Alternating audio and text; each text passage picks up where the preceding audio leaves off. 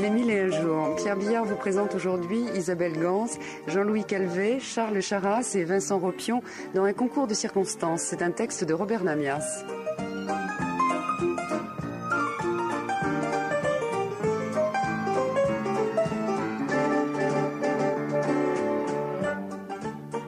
Quelques mots, Pierre, sur cette pièce, un concours de circonstances. Ah bien, c'est une comédie très amusante. Oui, bien sûr, c'est signé Robert Namias. Donc c'est une comédie. C'est une comédie. Et le point de départ de cette comédie, imaginez, vous savez, il y a beaucoup de grands organismes qui sont des grandes banques ou bien des grands magasins ou des grands marchands d'objets par correspondance qui font des concours. Vous recevez toujours des avis de concours. Hein. Eh bien, c'est l'histoire d'une grande banque qui avait lancé un concours. Et puis, bien sûr, quand on dépouille les résultats du concours, on a une sacrée surprise. Mais bien sûr, je ne vous dirai pas laquelle. Les 1001 jours.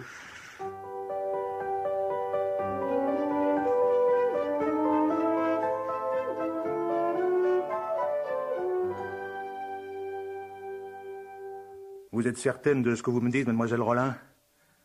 Vous savez l'importance que ça peut avoir pour nous. Malheureusement, je suis absolument sûre de mes renseignements, monsieur le directeur. Ça m'a paru d'abord tellement extravagant que j'ai voulu faire une enquête personnelle. Alors je me suis rendue sur place à la prison de Clermette-sur-Beaumont. Eh bien, il ne s'agit pas d'une mauvaise plaisanterie. Ce François Malenfer existe bel et bien.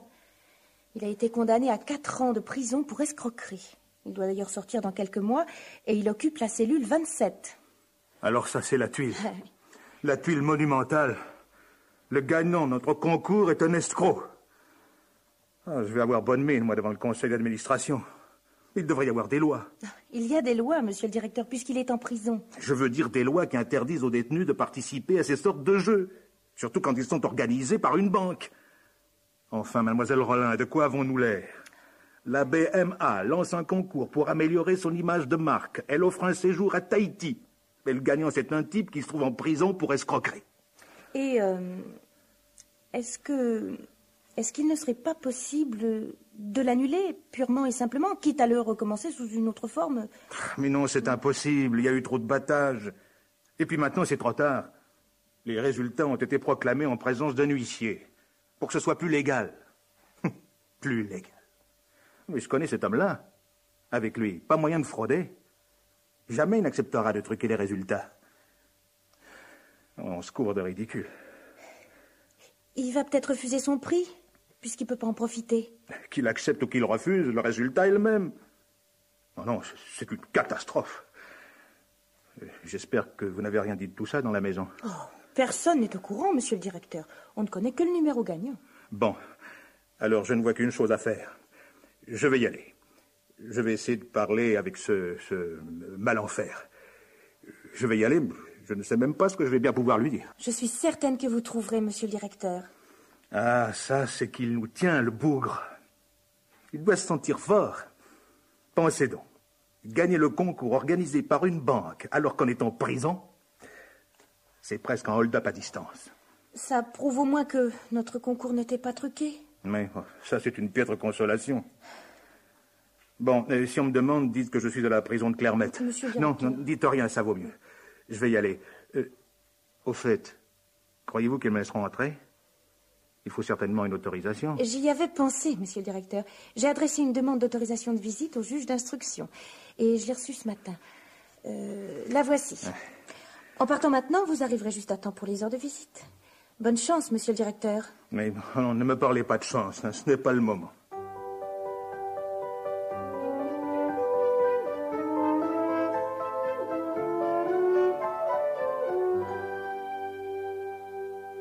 François Malenfer, oui, il est ici. Vous avez une autorisation de visite? Voilà. Attendez une minute. Vous le connaissez? Bah, évidemment. Ça fait plus de 3 ans qu'il est chez nous. Pourquoi? Vous n'êtes pas un parent? Non. À vrai dire, je ne l'ai jamais vu. Je suis Alain Bouvet, directeur de la Banque métropolitaine autonome. Ah, il a tout de même pas fait d'échec sans provision. Depuis qu'il est ici, il n'en a pas eu l'occasion. Non, ce n'est pas ça. Je voudrais seulement avoir une conversation avec lui. Mais auparavant, est-ce que vous pourriez me donner quelques renseignements? Me dire quel genre d'homme c'est? Oh, oui. Comme détenu, il est très bien. Hein? Très bien. Il n'y a rien à lui reprocher. Si on avait que des garçons comme lui, je ne me plaindrais pas. Je peux même vous dire qu'ici, il y en a plus d'un qui pourrait le prendre en exemple. Ah, vraiment? Ah, oui. Et j'ai l'expérience, vous savez. Ça fait 15 ans que je suis surveillant à Clermette. Alors j'en ai vu passer de toutes sortes. Hein. Des petites frappes et des grands voyous. Mais des hommes aussi bien que lui, je n'en avais encore jamais vu. S'il est en prison, c'est tout de même pas sans raison. Oh, ben, je dis pas que c'est un petit saint. Non. Il est tombé pour escroquerie et il en a pris pour 4 ans. Mais du jour où il est entré chez nous, j'ai l'impression qu'il a voulu tourner la page. Comme s'il avait décidé de se racheter. Il s'est mis à étudier. Il s'est plongé dans les bouquins comme s'il voulait rattraper le temps perdu. Il a même passé des examens par correspondance. Il a été reçu? Ah oui, avec mention. Ah, je vous dis, il m'étonne. Tenez, la première année qu'il était ici, il a décidé d'apprendre l'anglais. Alors, les livres, les grammaires, les cassettes, bref, maintenant, il le parle couramment. Après ça, il s'est intéressé à la physique et à la chimie. Et là, depuis 6 mois, il suit des cours de droit pénal. Vous vous rendez compte? Il dit souvent qu'il n'y a rien de tel que la prison pour vous donner le temps de faire des études sérieuses. Il prend des cours de droit? Oui. Et il faut voir comme il s'applique. J'ai jamais vu quelqu'un aimer les études à ce point. Une fois, il m'a même dit, si j'en avais pris pour 10 ans au lieu de 4, je serais sorti d'ici couvert de diplômes. Et il y serait arrivé. Parce qu'il est intelligent, ce garçon, et capable. Vous paraissez l'estimer beaucoup. Ah oui, absolument. J'ai appris à le connaître.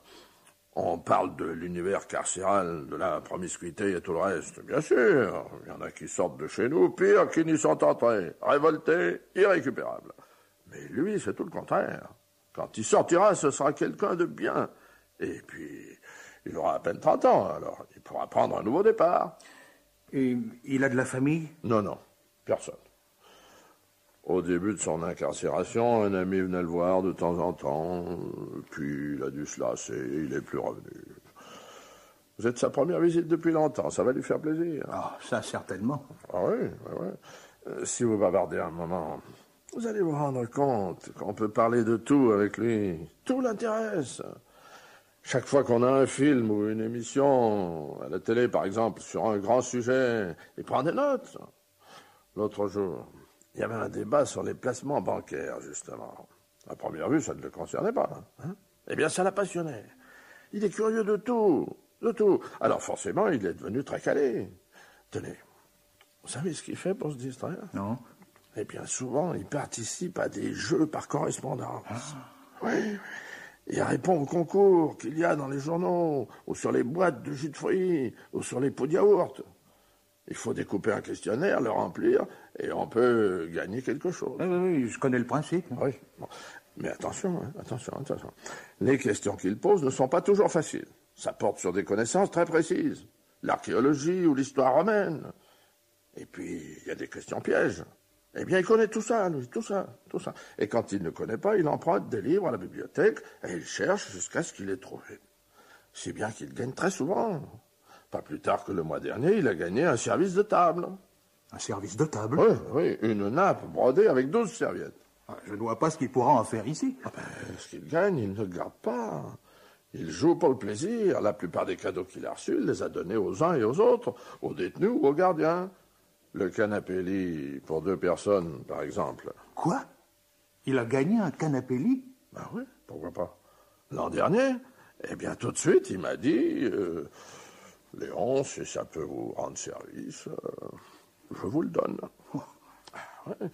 Moi, je n'ai besoin de rien. Remarquez, c'est vrai qu'il a tout ce qu'il lui faut dans sa cellule. Mais tout de même, c'était gentil de sa part. Oh, curieux bonhomme. Voyez-vous, Malenfer, ce n'est pas seulement une intelligence, c'est aussi un chic type. Ici, tout le monde l'aime bien. Je m'en doute. Enfin, C'est lui qui a gagné la télécouleur qui est au foyer de la prison, et aussi tout l'équipement sportif qui leur sert pour le football. Les maillots, le ballon, les chaussures, tout. Ah, le jour où il s'en ira, on perdra gros. Il est temps que j'aille le voir.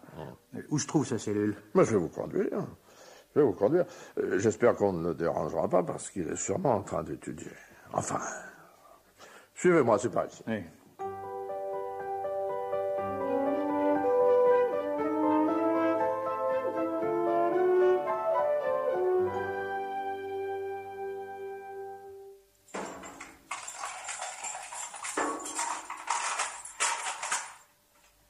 À l'enfer, une visite pour vous.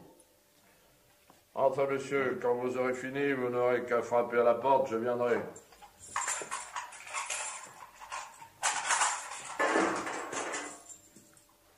Monsieur Malenfer, je me présente. Alain Bouvet, directeur général de la Banque métropolitaine autonome. Ah. Eh bien, asseyez-vous. Je peux vous offrir un cigare? J'en ai gagné 6 boîtes, mais je ne fume pas. Merci, non. Monsieur Malenfer, vous devinez peut-être l'objet de ma visite. J'en ai une vague idée, mais je vous écoute. Au début de l'année, vous avez participé au concours organisé par ma banque. Premier prix, une semaine à Tahiti. C'est bien ça. Notre concours était ouvert à tout le monde et rien ne vous a empêché d'y participer naturellement. C'est ce qui m'a semblé en étudiant le règlement. Écoutez, monsieur Malenfer, je ne vais pas tourner autour du pot. C'est vous qui avez gagné. Je ne sais pas à la suite de quel hasard miraculeux, mais vous avez gagné. Vous êtes le seul à avoir répondu juste à la question subsidiaire en nous donnant le nombre exact. Eh bien, vous m'annoncez une bonne nouvelle. Ah. Il faut pas faire cette tête-là. Une bonne nouvelle. Écoutez, votre gardien m'a longuement parlé de vous. Je sais que vous êtes un homme intelligent, cultivé. Votre séjour ici n'est certainement qu'une regrettable erreur de parcours. Ah, mais non. J'en ai pris pour 4 ans, c'était tout à fait mérité. Quoi qu'il en soit, vous savez que notre premier prix consiste en un séjour d'une semaine à Tahiti. Compte tenu des conditions actuelles, je ne pense pas que ce prix puisse vous intéresser. Pourquoi pas? Je n'ai plus que quelques mois à faire. Après 4 ans à l'ombre, je serais très heureux d'aller me mettre au soleil. Il y aurait aussi une autre possibilité. Je sais que vous faites très souvent cadeau des lots que vous avez gagnés, avec beaucoup de générosité du reste. Si vous faisiez profiter un de vos amis de ce séjour à l'étranger, ce serait une bonne action et une façon de tourner la difficulté. Mais quelle difficulté? J'ai gagné le prix, j'ai droit à 8 jours de vacances. Je ne vois pas où est le problème. Allons, monsieur Bouvet, dites-moi tout.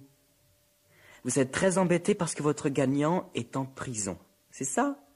Pour une banque, faire gagner un escroc, ça a l'air d'une blague. Ah, mon Dieu... Mais je suis même persuadé que ça vous fera une très mauvaise publicité. C'est une catastrophe, quoi. Je me trompe? Oh, une catastrophe. N'exagérons rien. Notre banque est assez connue et assez solide pour supporter de petits avatars. Nous avons une clientèle fidèle. Mais d'ailleurs, nous sommes prêts à assumer nos responsabilités. N'allez surtout pas croire à une dérobade.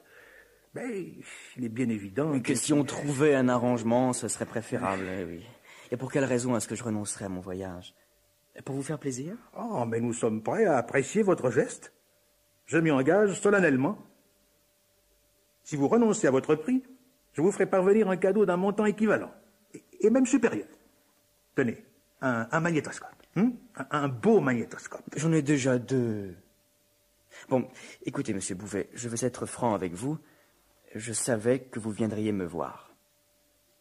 Quand j'ai vu que la BMA organisait ce concours, j'ai trouvé là l'occasion pour que nous ayons une petite conversation, vous et moi, en tête à tête. Je ne comprends pas.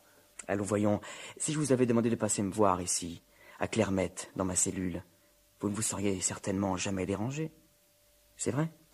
Mon Dieu, je n'aurais pas eu de raison de... C'est bien ce que je dis. En gagnant ce concours, j'étais certain d'avoir votre visite. Je savais que je serais un gagnant embarrassant et que vous viendriez me parler de votre petit problème un jour ou l'autre. Je vous avais donné rendez-vous, en quelque sorte. Vous étiez donc bien sûr de gagner? Ah oui, tout à fait. Pour quelqu'un d'un peu documenté, votre concours n'était pas très difficile. Peut-être. Mais il y a tout de même une question que je me pose. la question subsidiaire. Précisément. Si vous avez gagné, c'est parce que vous êtes le seul à avoir donné la réponse juste à notre question subsidiaire. Alors, je voudrais savoir comment vous avez pu deviner le nombre exact. Je ne l'ai pas deviné, je le connaissais.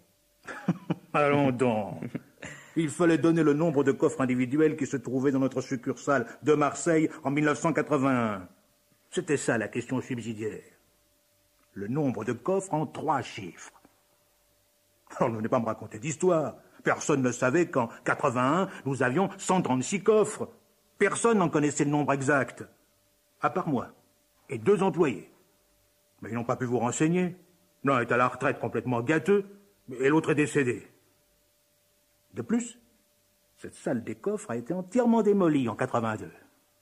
Elle a été modifiée. Votre cambriolage à Marseille, en avril 81, c'était moi. Oh.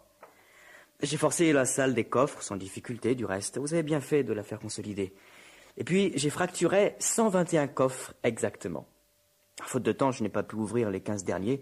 J'étais assez contrarié parce que quand je commence un travail, j'aime bien le terminer. Il faut dire que j'étais seul. Enfin, bref, 121 et 15, 136. Ah, ça ce sont des choses qu'on n'oublie pas. Comment? C'est vous qui auriez... Parfaitement. Montant exact du vol, 300 millions de centimes. Vous voyez qu'il m'était facile de répondre à votre question subsidiaire. Pourquoi me racontez-vous tout ça maintenant, alors qu'on ne vous a jamais soupçonné, et que vous êtes en prison pour autre chose? Non, je ne vous crois pas. Voulez-vous que je vous donne un détail que votre voleur est forcément seul à connaître? Oui. Vous aviez un coffre, vous aussi, dans cette banque. Il contenait des photos un peu olé. Mais je les ai brûlées sur place dans le coffre pour vous éviter des questions embarrassantes. Ça vous suffit? Mais pourquoi ces aveux tout d'un coup? Vous m'avez demandé comment j'ai pu répondre à votre question subsidiaire, je vous le dis. Vous prenez des risques, mon garçon? Aucun. Il ne s'agit que d'une petite confidence de vous à moi, ça ne sortira pas d'ici. D'ailleurs, pour sortir d'ici, vous savez... Alors c'est vous. C'est vous qui avez cambriolé notre succursale. 300 millions dont on n'a jamais retrouvé la trace. Et en plus, ce n'est même pas pour ça que vous êtes en prison. Eh non, avouez que c'est un comble, hein. J'ai réussi ce coup sans bavure, sans problème, et je suis tombé 3 semaines plus tard pour une petite escroquerie ratée. Il n'y a pas de justice. Et l'argent? Hein? Et où est l'argent? Ah, ça, c'est mon secret. Un secret que vous ne garderez pas longtemps, croyez-moi. Si j'allais vous dénoncer à la police. Vous n'avez pas pensé à ça? Il faut des preuves, monsieur Bouvet. Et je n'en ai laissé aucune derrière moi. D'ailleurs, vous ne le ferez pas. Pensez à votre banque, pensez à son image de marque. Ce serait désastreux. Vous voyez d'ici les journaux? Le gagnant de votre concours, ce n'est pas seulement un prisonnier, c'est aussi celui qui vous a cambriolé en 81. Quelle rigolade. Non, vous ne direz rien. Mais enfin, pourquoi tout ça? Pourquoi toute cette machination? J'ai une proposition à vous faire. Après mon cambriolage à Marseille, vous avez déposé une plainte.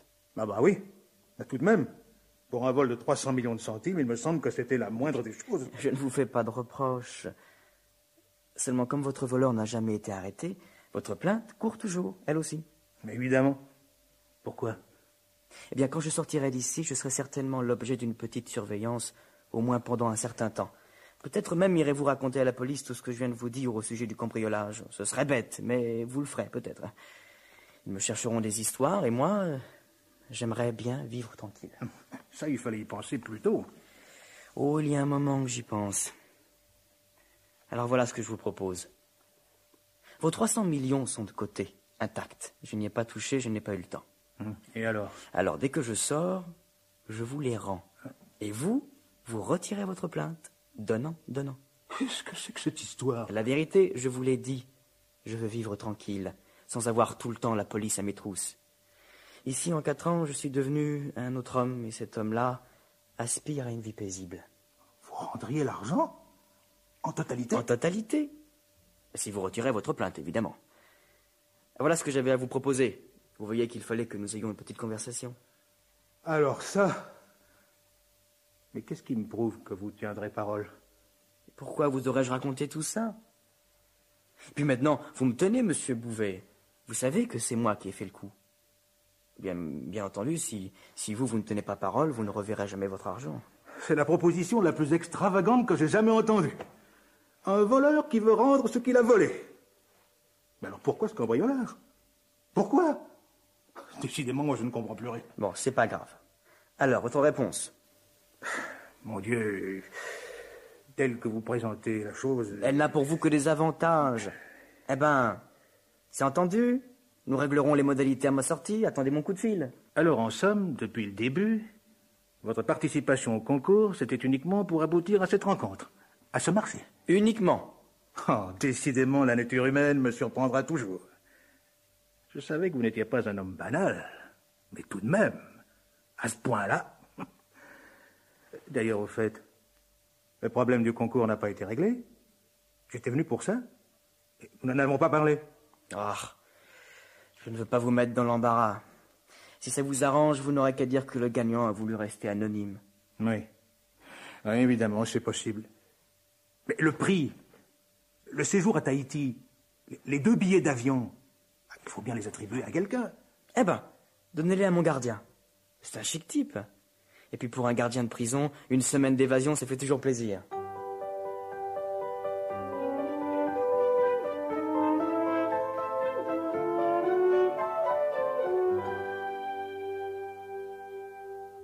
Alors, Malenfer, vous êtes content? Content de quoi, mon petit Léon? Eh bien, mais d'avoir reçu une visite. Ah, vous voudriez savoir ce qu'on s'est dit, hein? À moins que vous ne le sachiez déjà. Jurez-moi que vous n'avez pas écouté derrière la porte. Quand j'ai vu arriver ce directeur de banque, j'ai craint que ce ne soit de nouveaux ennuis. À 6 mois de la libération, ça aurait été bête, hein? Ah, si vous avez écouté, vous êtes rassuré. Oui. Mais j'avoue que je n'ai pas compris. Vous lui avez raconté des blagues? Non, pas du tout. Je vous offre mes 8 jours à Tahiti. Oui, il ne s'agit pas de ça. Ça fait 15 ans que je suis gardien à Clermette et j'ai jamais entendu un détenu s'accuser d'un vol qu'il n'avait pas commis. Hein? Mais je suis sûr que si vous avez raconté ça, c'est que vous aviez une idée derrière la tête. Non, Léon. Hein? Vous me croyez plus honnête que je ne suis. Le cambriolage de la succursale de Marseille, c'était bien moi. C'est vrai. Eh oui, je vous l'affirme. Personne ne vous a jamais soupçonné. Vous êtes tombé pour une escroquerie qui n'avait rien à voir avec ce vol. Alors pourquoi aller raconter ça, et justement au directeur de la banque? Ça faisait partie de mon plan. Je savais bien que vous aviez votre idée. Vous l'avez fait marcher. Vous n'avez pas l'intention de lui rendre l'argent. Ah, mais si, Léon. Je lui ai promis et je n'ai qu'une parole. Lui aussi, du reste. Il tiendra parole et il retirera sa plainte. J'en suis convaincu. Trop content de récupérer son magot. Alors ça... La prison a vraiment fait de vous un autre homme. Au fait, cet argent, qu'est-ce qu'il est devenu depuis 4 ans? Soyez tranquille, il est à l'abri. Vous vous souvenez de cet ami qui venait me voir au début de mon séjour chez vous? Ah oui, vaguement, oui. Pourquoi? Je l'ai chargé de faire passer l'argent en Suisse. Il l'a fait porter sur un compte numéroté.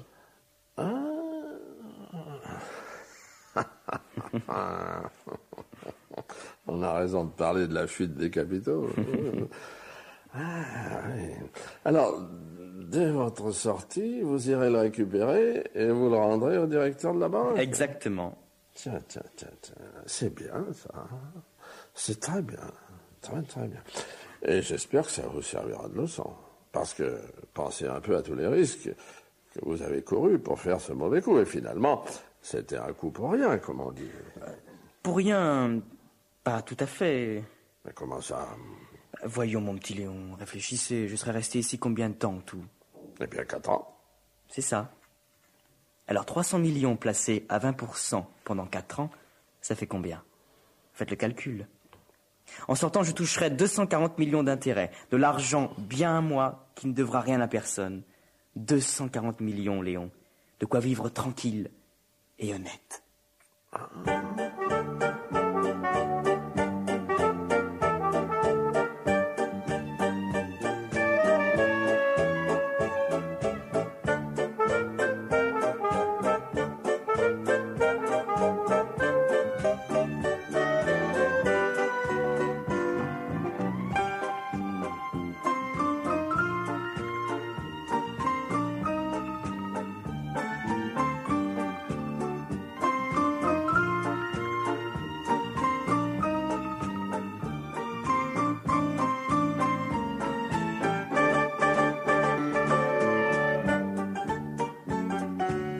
C'était les 1001 jours. Pierre Billard vous a présenté aujourd'hui Isabelle Gans, Jean-Louis Calvet, Charles Charras et Vincent Ropion dans Un concours de circonstances, un texte de Robert Namias. Collaboration technique Marcel Lebras, Étienne Leroy, bruiteuse Dominique Aubert, assistante Brigitte Riouet, réalisateur, j'arriverai au bout, Pierre Billard.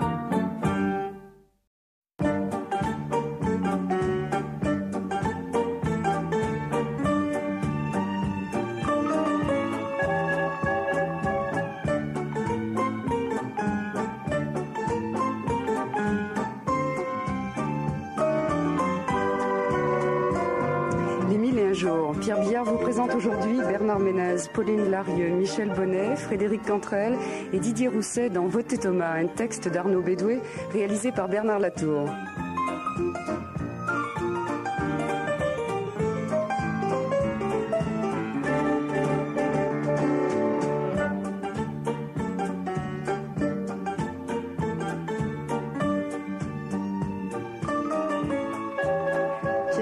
C'est une pièce qui va parler des élections. Qu'est-ce que c'est que ça? Votez Thomas. Oui, bien sûr. En plein dans la politique, hein. Votez Thomas surtout. Hein. Alors c'est une pièce d'Arnaud Bédoué, c'est une comédie? C'est une comédie, bien sûr. Ça se passe en Bretagne. Et c'est l'aventure d'un candidat aux élections. Les 1001 jours.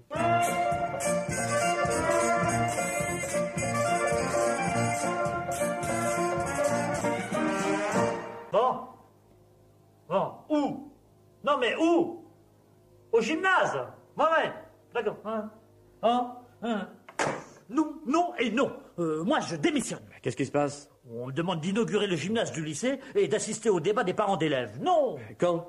Dimanche, pour emmerder le monde. Alors c'est encore râpé pour la chasse demain? Mais tu pourrais pas laisser ça, Lano. Il serait ravi. Non, ils veulent le maire. On peut plus t'attendre. Ça fait 1 mois qu'on doit lâcher les faisans. Mais faut qu'ils les foutent dehors. Bientôt ils sont trop gras pour voler les faisans. Je sais, mais remarque, l'anneau, il demanderait pas mieux, bien sûr. Puis il est le premier adjoint. Mais ça risque de la foutre mal, je suis maire depuis 5 jours. Mais tu pourras peut-être t'échapper au milieu de la fête. Ah, tu crois ça, toi? En plus, ils veulent un discours. Qu'est-ce que tu veux que je leur raconte? Je connais pas le dossier. S'il y a la mère Tigné dans le coup, moi je plonge. Oh, tu exagères. Je plonge, je te dis. C'est une emmerdeuse. Elle réclame toujours quelque chose. Bientôt, elle voudra une piscine avec un plongeoir de 10 mètres dans la cour du lycée. Tu regrettes d'avoir été élu? Je vais commencer, oui. Mais ça va pas continuer comme ça, hein. On a insisté pour que je sois maire après la mort du vieux, d'accord, mais qu'on me laisse vivre. Moi, si je peux plus chasser, aller au café, voir les copains, j'arrête, c'est plus une vie. Je suis pas rentré dans l'administration pour me faire bouffer mes loisirs par la mairie. Les gens te considèrent. Ils me flattent, par intérêt, oui. Tiens, Perrault, le menuisier de la rue nationale, là, il veut un feu rouge à son carrefour, qui serait soi-disant dangereux. Il a pas tort. On va pas à la rue Jean Jaurès. Mais il s'en fout que ce soit dangereux. Lui, ce qu'il veut, c'est qu'on s'arrête devant sa boutique pendant 30 secondes et qu'on regarde ses meubles. Il a déjà fait le coup avec le vieux. Il a même été le voir à l'hôpital pour ça. Ouais, je me sauve. Faut que j'aille préparer le tournoi de belote. Je t'accompagne. Tu n'as pas le temps. Il te téléphone à 5 heures pour que tu fixes le rendez-vous. Qui?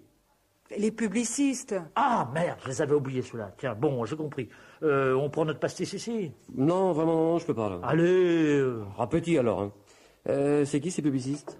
Une idée de Claire. Ah, c'est devenu mon idée. Non, mais c'est toi qui m'en as parlé le premier, que je sache. Je plaisantais, moi, j'y pensais pas. Il faut y penser, parce que c'est dans moins d'1 an. Oui, Philippe va se présenter à la députation.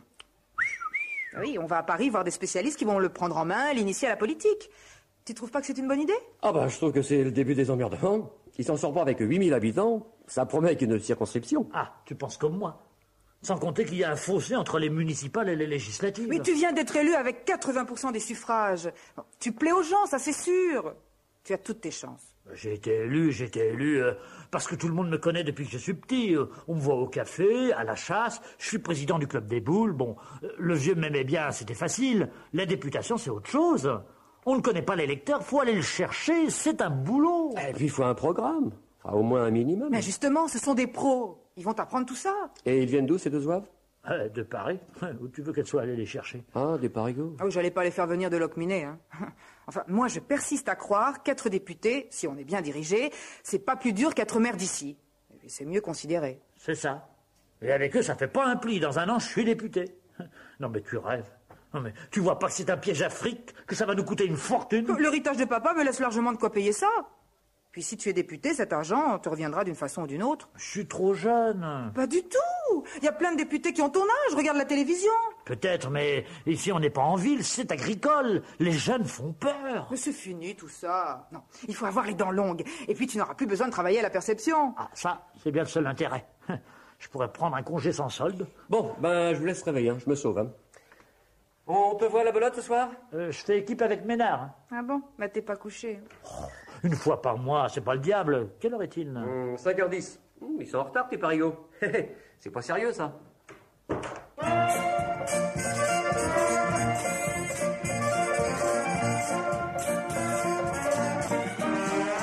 Bon, on a beaucoup discuté prix, mais j'aimerais bien savoir ce que vous apprenez aux gens exactement dans vos cours. Bien, nous allons vous dire ça tout de suite.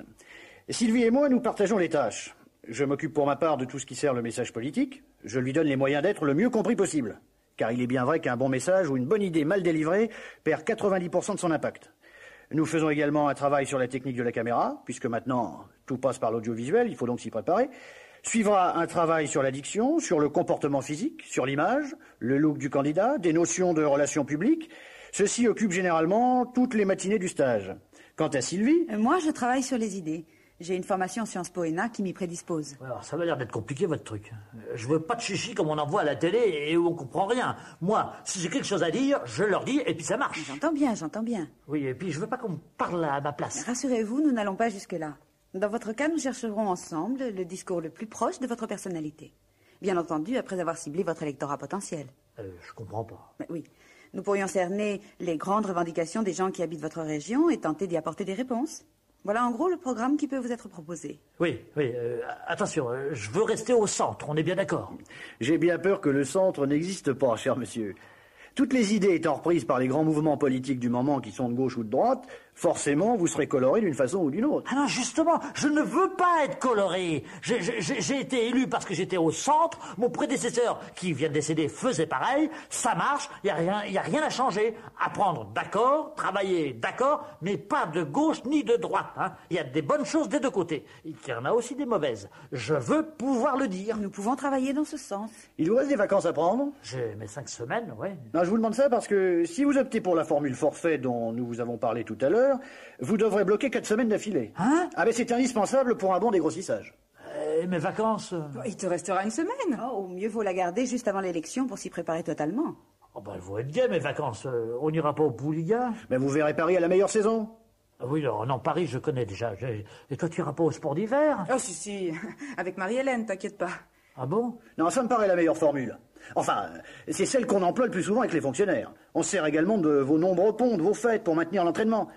Décidez-vous aujourd'hui parce qu'il faut fixer les dates. Oui, vous me prenez un peu de cours, moi. Qu'en penses-tu? Moi, ça me paraît bien. Très complet, oui. Et puis, vu les personnalités formées par votre agence, on se sent rassuré. Moi, je dirais oui, mais je ne veux pas décider pour mon mari. Ah, mais moi, si tu es d'accord, moi, vous me proposez quelle date? Parfait, je vous dis ça. Alors, là, c'est pris. Là, c'est Monsieur Delorme qui nous revient. Ça nous reporte donc à juillet. On peut mettre ça à mi-juillet, mi-août? Non, il doit faire chaud à Paris, cette époque-là. Ah non, travaillant en air conditionné en sous-sol, vous ne serez pas gêné. Mais c'est une bonne époque, parce que l'activité politique est au ralenti et les cours de rattrapage ne sont pas commencés. On peut se consacrer à vous exclusivement. Et septembre, c'est plus dur. Beaucoup de travail, des looks à refaire, surtout en période de préélection. Ah, bon, bah c'est d'accord. Ouais. Je dois signer quelque chose? Je fais préparer le contrat par notre secrétaire. Vous pouvez patienter dans la salle d'attente, ce sera pas long. Merci beaucoup. Je suis sûre que mon mari se plaira. On verra. Au revoir, madame. Au revoir, monsieur. Au revoir, monsieur. Au revoir, madame. Alors? Eh bien, encore un qui veut pas se mouiller. Tu vas avoir du boulot. Ouais, il va falloir travailler le tiède. C'est plus rigolo avec les extrémistes.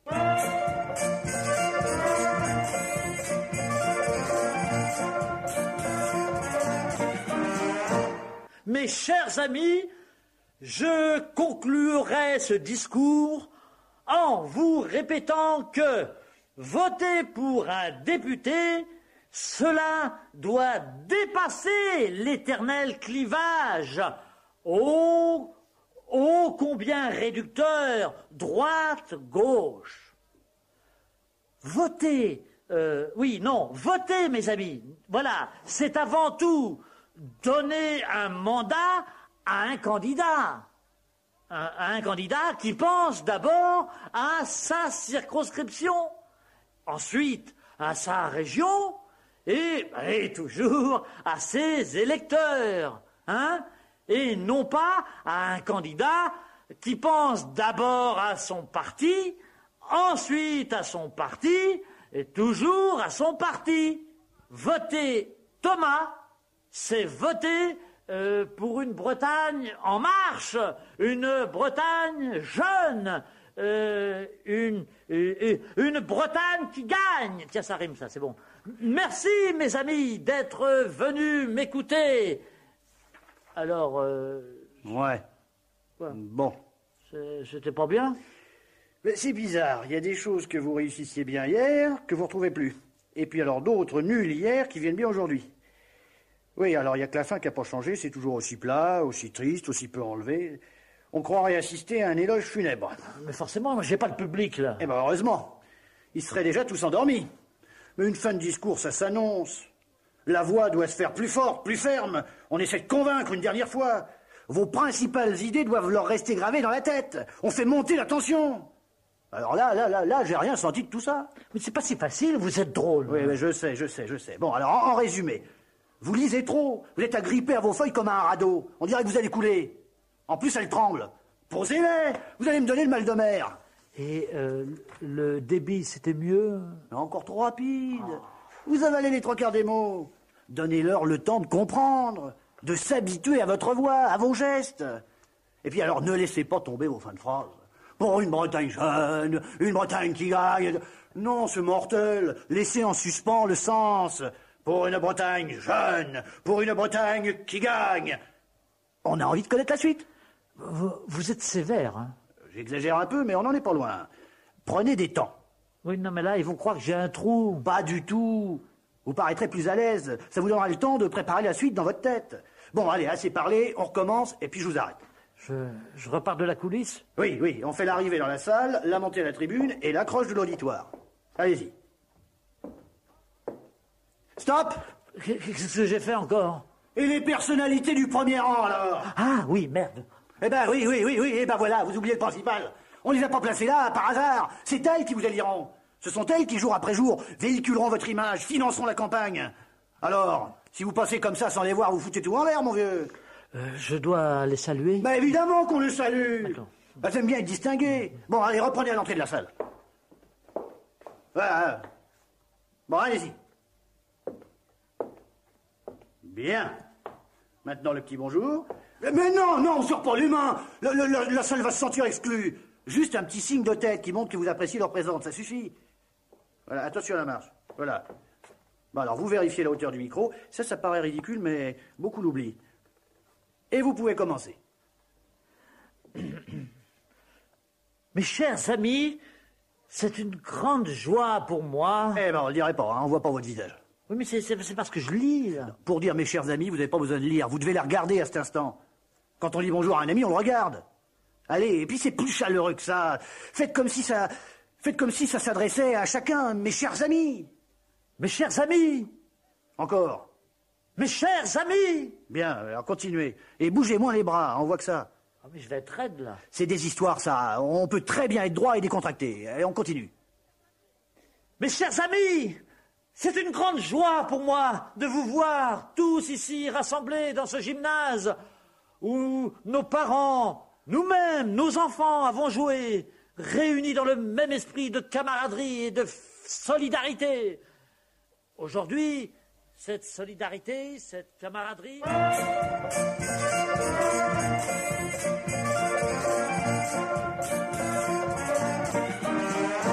Avant d'écrire la moindre ligne, vous devez penser à deux choses. Premièrement, quels sont les sujets où je suis à l'aise, où j'assure. Deuxièmement, quels sont ceux que je redoute, soit par manque d'arguments convaincants, soit parce que les positions de mon adversaire sont meilleures. Oh, ça... Oui, mais ne riez pas, ça arrive souvent. Une fois ces sujets séparés, que fait-on? J'alterne. Une idée forte, une idée faible, et ainsi de suite, quoi. Pour être moins vulnérable, pour pouvoir me rattraper avec la suivante. Non, vous faites la faute habituelle des débutants. Très mauvaise idée. Car si vous paraissez brillant 5 minutes et passable les 5 minutes suivantes, ce sont les montagnes russes. On sortira avec une image terne de vous, un souvenir de quelqu'un de moyen. Alors que si vous évacuez d'entrée de jeu les sujets casse-gueule, vous profitez de deux avantages. D'une part, le débat n'est pas encore lancé. On n'ose pas encore vous contredire. Les gens s'observent, ils sont distraits par le lieu, l'ambiance, ils se reconnaissent. Vite! C'est le moment de liquider les thèmes délicats qui passeront à moindre frais. Et d'autre part... Mais ça me donnera quoi? Bon, j'y viens. Une fois cela fait, vous abordez en pleine décontraction les sujets que vous dominez parfaitement. Ceci pour finir par le thème majeur de votre programme, celui sur lequel vous pouvez vous étendre et charmer le public. Résultat, l'auditoire aura vu un candidat commencer doucement comme lui, s'affirmer peu à peu, pour finalement gagner la partie en fin de réunion. Il doit ressortir avec l'image d'un gagnant dans la tête. Sinon c'est raté. On vote pas pour un loser. Oui, non, mais ça marche pas, votre truc. Imaginez qu'on me pose une question embarrassante sur un sujet du début, je suis foutu. Mais bien moins que si vous deviez l'aborder alors dans son intégralité. Vous avez toujours le loisir de répondre que le sujet a, semble-t-il, déjà été traité, et qu'il est dommage, vu l'avalanche de questions encore à venir, de perdre trop de temps sur un seul thème. Et s'il insiste? Eh ben, vous le priez d'attendre la fin du sujet en cours. Il est rare que vous ayez ensuite à y revenir. Oh, c'est machiavélique, ça. Ouais, disons que c'est le b.a.-ba. Non, et si je suis coincé dès le début par une mauvaise question? D'abord, il ne faut jamais répondre question après question. C'est très dangereux. Prendre toujours plusieurs questions à la fois, les noter et garder celles qui vous semblent les moins délicates. C'est bien joli, ça, mais imaginons que je sois quand même coincé, ça peut arriver. 2 solutions. La plus courante, excellente question, ça me fait plaisir que vous me la posiez, etc. Pourquoi? Je gagne du temps. Exactement. Vous cherchez quoi répondre? Oui, mais si j'ai rien à dire. Mais surtout, aucune panique. Vous jouez la franchise. Dites que vous étudiez le projet, qu'il est entre des mains compétentes, qu'en effet c'est un vrai problème, qu'il vous préoccupe, que tout le monde doit en être conscient, etc., etc. Surtout, restez à la surface. En cas de détresse, demandez à votre interlocuteur son opinion. Généralement, c'est très bien vu. Allô? Oui? Oui? Ah bon? Quand? Ben, ça ne nous laisse pas beaucoup de temps, ça. Ok, je m'en occupe. C'était Luc. Votre femme vient de lui téléphoner. FR3 voudrait vous interviewer demain. Moi? Ouais, vous êtes maire d'une commune à vocation agricole, principalement laitière. Il voudrait votre avis quant à l'impact des dernières décisions de Bruxelles sur vos administrés. Les décisions sur quoi? Sur les montants compensatoires. J'en sais rien, moi, j'ai jamais rien compris. Eh ben, on va potasser ça.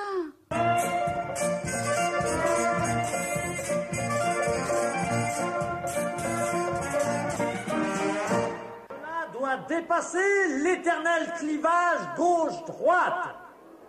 Voter, mes amis, c'est avant tout délivrer un mandat au candidat qui pense d'abord à sa circonscription, ensuite à sa région et toujours à ses électeurs. Et non pas, non, laissez, et non pas au candidat qui pense d'abord à son parti, ensuite à son parti et toujours à son parti. Voter comment? C'est voter pour une Bretagne en marche, une Bretagne jeune, une Bretagne qui gagne. Merci, mes amis, du soutien que vous m'avez apporté ce soir. Alors, Charlie, qu'est-ce que t'en penses? Oh, superbe. Non, mais encore. Non, mais vraiment magnifique. La salle était bonne, hein. J'ai senti tout de suite, là. Luc et Sylvie, ils sont là? Ils sont allés chercher des projets d'affiches dans la voiture. Non, viens, on rentre dans le vestiaire, il y a trop de bruit ici. Ah, le voilà. Qu'est-ce que tu fous là, toi? Je suis venu t'écouter. Oh, génial. Oh, j'avais du mal à reconnaître mon Thomas, mais bon, t'as fait une impression. Sûr de toi, aucune hésitation. Mais t'as répondu à Verdi, mais, comme si t'avais fait ça toute ta vie, mais vraiment. Alors, puis alors, la grande classe, le costume. Bon, tu permets, j'ai un mot à dire à Philippe. Oui, je t'en prie. Even a trouvé des garçons pour coller les affiches cette nuit avec lui. Non, mais enfin, j'arrive pas à me faire comprendre. Je ne veux pas qu'Even s'occupe de l'affichage. C'est un débile mental, Even. Il est capable d'en coller sur les portes de l'église ou sur la perception. Alors, pour me couler, choisissez Even, il n'y a pas mieux. Hein. C'est un glorec de faire ça. Mais Even va mal le prendre. Je m'en fous. Et demain, on va à la chasse, ça sera du bien. T'es fou, toi? Tu veux me couler aussi ou quoi? Non, tous les écologistes n'attendent que ça, là. Me voir une perdrix à la main? Non, mais c'est impossible. J'ai besoin de leur voix jusqu'à dimanche prochain. Après, bon, je dis pas... Ah, voyons, tu deviens pas marrant, toi, tu sais, hein. Ça fait des mois que tu prends plus l'apéro avec nous, le club de boules, tu laisses tomber, la chasse, c'est tout juste si tu veux pas la supprimer. Mais j'ai jamais dit ça. Ah, on t'en est pas loin, hein. Avec ta décision d'interdire la chasse sur la moitié de la commune. Mais tu sais très bien qu'on construit des nouveaux lotissements et que ça devient dangereux pour les occupants. Bah ouais, t'as peur de perdre des électeurs. Entre autres, ouais. Ouais, en tout cas, tu ferais bien de venir demain matin, hein. On se réunit tous pour préparer le banquet de la classe 59, hein. Ça leur fera plaisir. À quelle heure? Dans la matinée, quoi. Attends, je regarde mon calepin, là. Ah non, je peux pas, je dois aller à l'église, là. Ah, ça, c'est le bouquet, ça. Tu vas à l'église, maintenant? Entrez! Comprends-moi. Moi, je dois m'y montrer, c'est indispensable pour ne pas se couper l'électorat catholique. J'ai déjà eu du mal à me rallier le curé, alors il faut que je consolide, mon vieux. Il faut que je consolide. Ah, les affiches. Oui, faut que ça se décide ce soir. Mettez-les sur la table. Tiens, tu vas me donner ton avis, là. Celle-ci ou celle-là, là? Qu'est-ce que tu veux sur un tracteur? Je cible l'électorat. L'ensemble des votants comporte une majorité d'agriculteurs. Alors, il faut que je fasse le zouave sur un tracteur, moi. Qu'est-ce que tu en dis, là? Moi, j'aime pas trop l'usine derrière, là. Ah, ça explique le logo. Pour une Bretagne moderne, industrialisation. Pour une Bretagne qui gagne, je vote Thomas. Elle est marrante, celle-là. Tu trouves pas qu'il y a trop de choses là-dessus, là? Un marin-pêcheur, une bigoudaine, un agriculteur, une bourriche d'huîtres, non. Vous voyez, Sylvie, là, ce qui me gêne dans celle-là, hein, c'est qu'on ne sait plus qui est qui. On vote pour la bigoudaine ou pour moi? On l'a conceptualisé comme un clin d'œil. C'est un patchwork de la société bretonne. Les principaux centres d'activité, pêche, artisanat, tourisme, ils sont présents. Et vous vous engagez à les développer. Elle est moins limitative que la précédente. Moi, c'est ma favorite. Bon, ok, ça marche, ça. Mais je vote Thomas, vous le tirez en blanc, hein, je veux pas de rouge. Luc, quel est le programme demain? À 6h, vous faites l'ouverture du marché. Si tôt? Ah c'est la seule heure pour parler aux forains. Vous écoutez leur doléance, ensuite église et sortie de la messe, retour au marché, contact avec les badauds, 1 heure, déjeuner à la maison de retraite, vous décorez 2 nonagénaires de la médaille de la ville. À 14h, vous êtes attendu à la coopérative laitière qui fête sa première année d'existence. 16h, retour ici, on fait la critique du meeting de la veille. On établit le planning de la semaine avec le comité de soutien. Et 20h30, vous arrivez au Fest-Noz qui aura lieu à la salle des fêtes. Bon, tu m'appelles quand t'as un moment. Salut.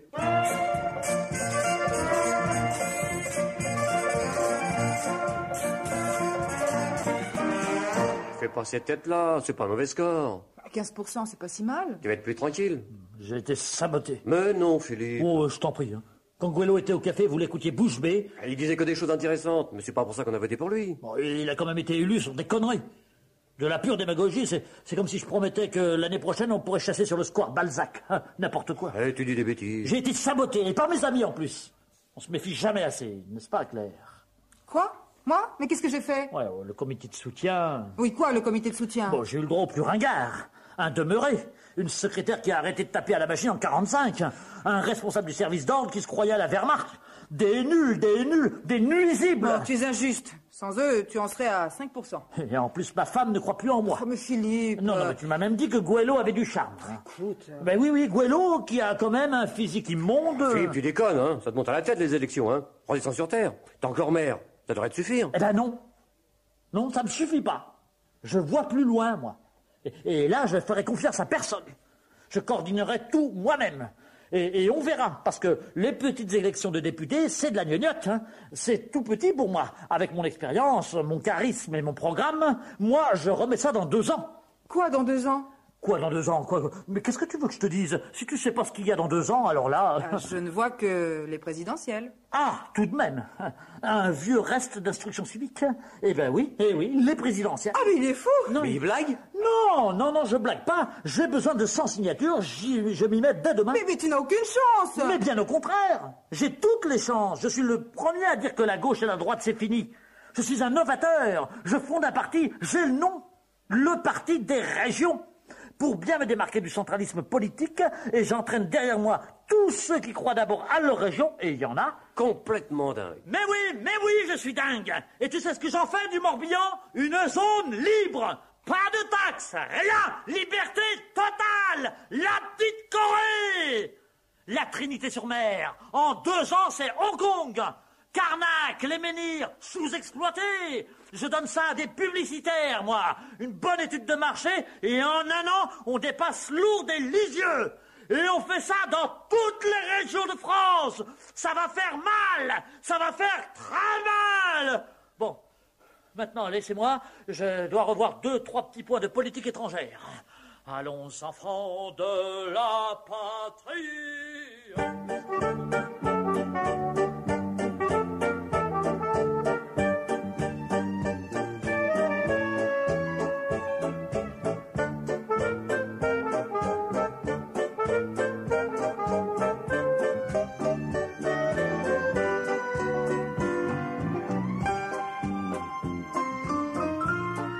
C'était les 1001 jours. Pierre Billard vous a présenté aujourd'hui Bernard Ménez, Pauline Larieux, Michel Bonnet, Frédéric Cantrel et Didier Rousset dans Votez Thomas, un texte d'Arnaud Bédoué. Collaboration technique Michel Bertin, Marc Duchesne, bruiteuse Dominique Aubert, assistante Patricia Prigent, réalisateur Bernard Latoux.